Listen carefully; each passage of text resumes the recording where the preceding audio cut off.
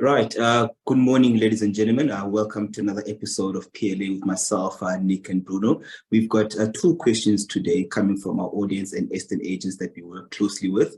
The first question we're going to have a go with Bruno. The question simply states that the tenants were at work and got home at 6:30 in the evening, and the electricity was off, and an electrician was sent. An electrician was sent, but no fault on the premises was found. But they did say that the trip switch on the was on the municipality side, right? And that was where the fault was. The municipality electricians were sent out then, and the switch was then replaced, right? So the question then is, whose responsibility is it to pay for the call-out fee of the private electrician? Sure.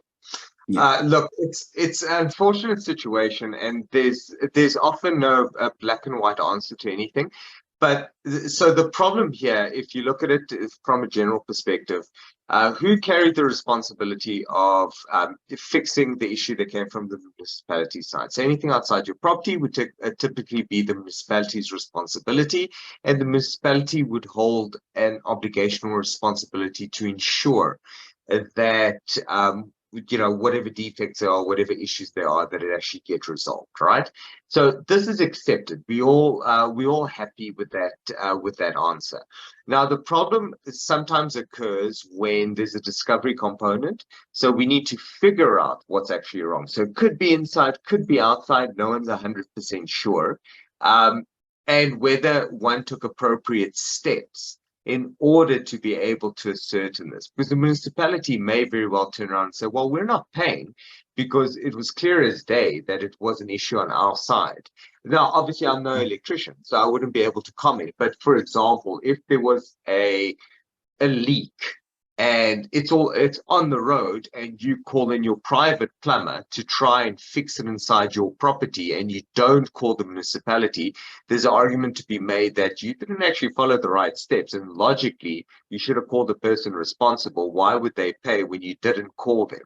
Whereas something like this starts getting a bit more complicated, because it might be in the discovery process you find out that it actually was the other person's responsibility.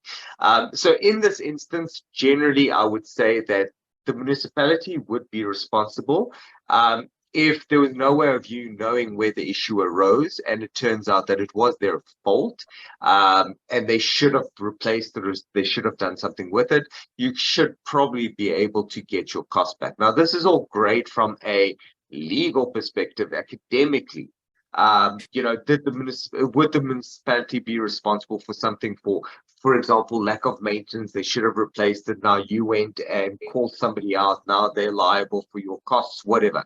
That's great. So let's say hypothetically that is the case. The practical component of this is it's the chances of you getting that money back are very, very slim.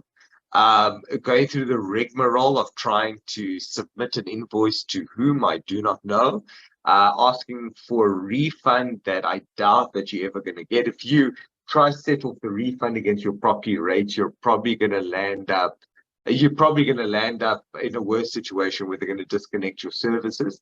So practically speaking, depending on the value of the claim, I would probably say that you're better off just paying it yourself and walking away from it.